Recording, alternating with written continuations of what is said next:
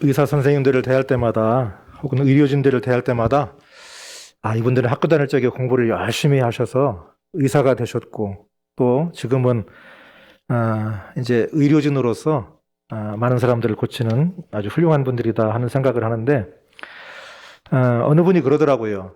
다른 직업은 이 라이센스가 되게 은퇴가 있는데 의사 선생님은 한번 자격증 따놓으면 평생 할 수 있다고 그러면서 굉장히 여러 가지 어려운 점도 있지만 굉장히 혜택도 많고 또 경제적인 부여도 누릴 수 있는 그런 직종이다 하는 얘기를 들었는데 그 말이 꼭 맞지만도 않는 것은 왜냐하면 요즘 같은 때면 이 의사 선생님들이 생명 걸고 이 환자를 고치는 거구나. 자기 목숨을 내놓고 과감하게 정말 이런 정체를 알 수 없는 병들을 만나게 되면 자기의 생명을 내놓아야 되는구나 하는 그런 면에서 의사 선생님들을 더 달리 생각하게 되고 더 마음으로 존경하게 되는 것 같습니다. 병원들을 가보면 특징이 있는데요. 길 찾기가 어렵다는 겁니다. 병원마다 다 그래요.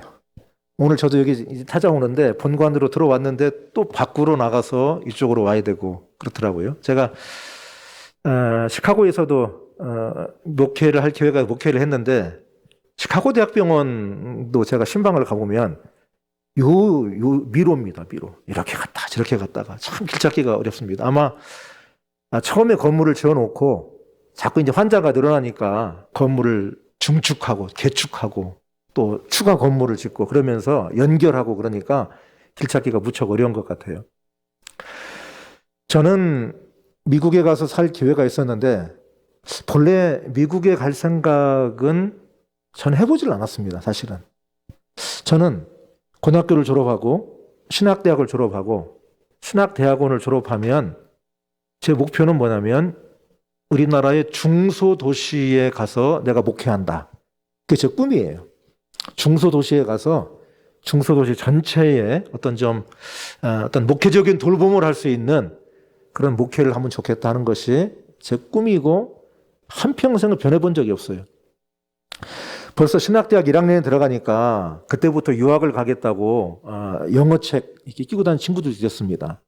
또 독일어 책 끼고 다니는 친구들도 있었어요. 그런데 공교롭게도 참 그 친구들은 유학을 못 가더라고요. 공부는 잘하는데. 그래서 저같이 공부도 못하는 사람이 유학을 갈 수 있는 기회가 있었는데 몇 살에 갔냐면 43살에 갔습니다. 저희 큰애가 초등학교 3학년, 작은애가 2학년입니다. 43살이니까 그때 가겠다고 그러니까 미리 가 있던 친구들이 뭐라고 하냐면 너 지금 나오면 못 들어간다. 그렇게 하지 말고 그냥 한 발자국 걸쳐놓는 정도만 해라. 그랬는데 그 제 뜻대로 안 되더라고요.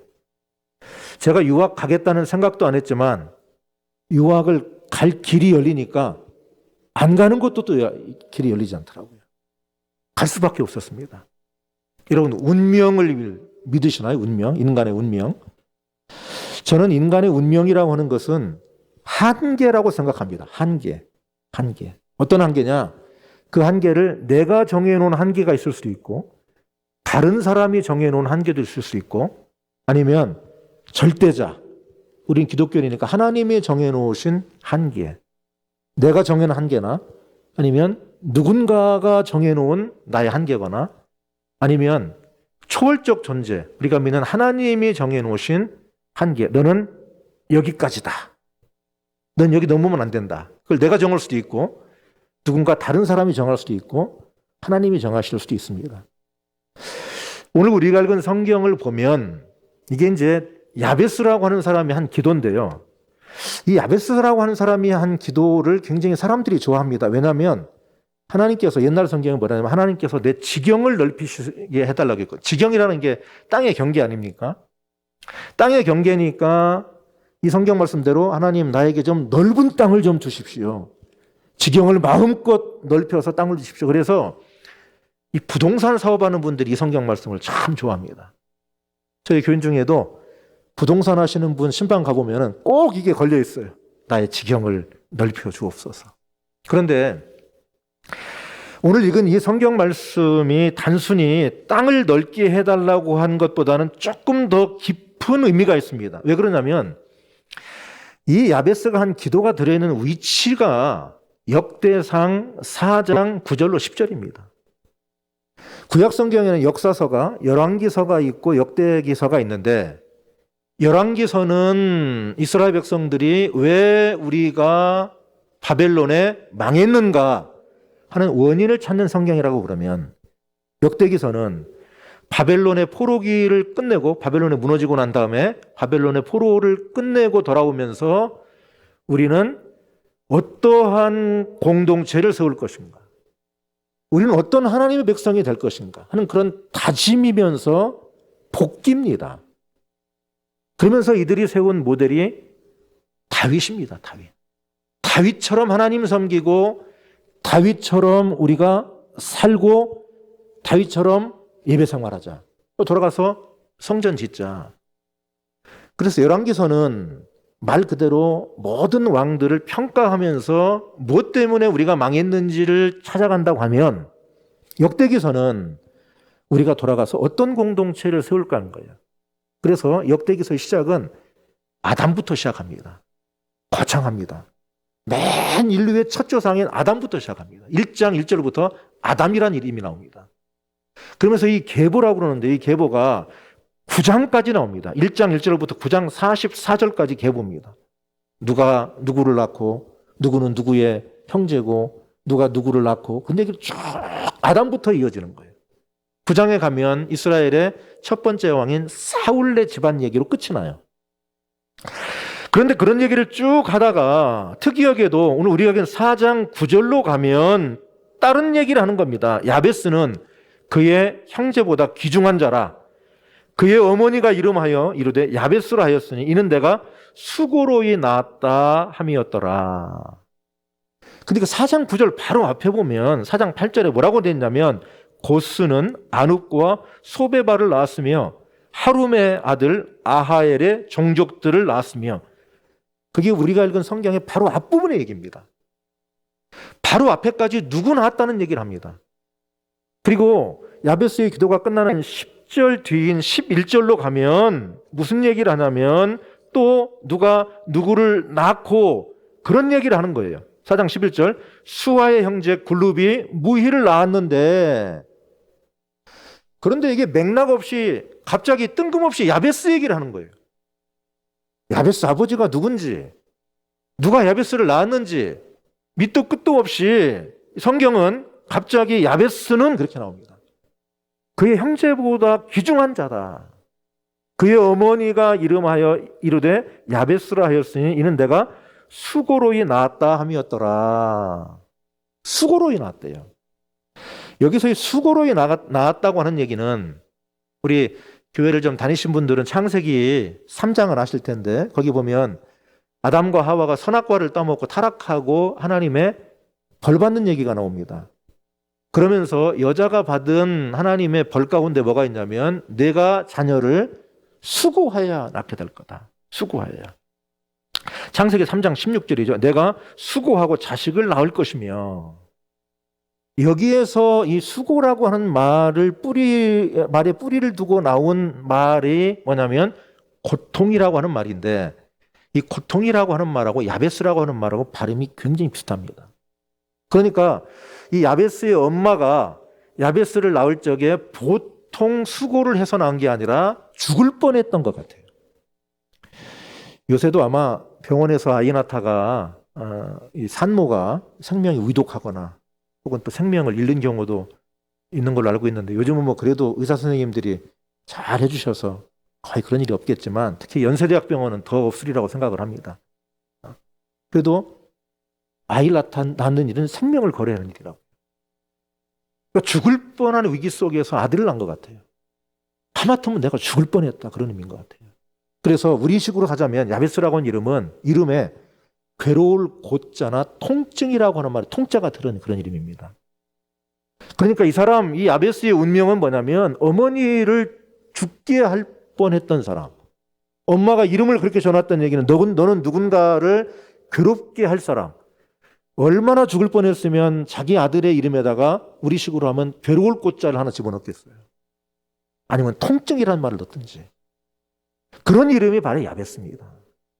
지금 근데 이 야베스라고 하는 사람이 기도하면서 뭐라고 하냐면 하나님, 내가 복을 받기 원합니다.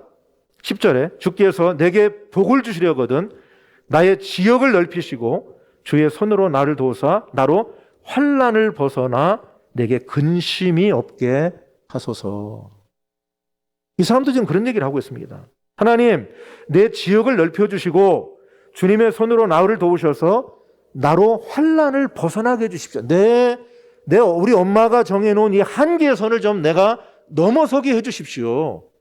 그런 의미입니다. 저는 이 말씀을 읽을 적에 이 역대기를 써가는 역대기 기자가 아담부터 시작하는 계보를 9장까지 쭉 써나가다가 바로 8절에서도 누가 누구를 낳고 11절에서 누구는 누구의 형제고 그런 얘기를 하다 야베스는 존귀한 자다. 형제보다 귀중한 자다.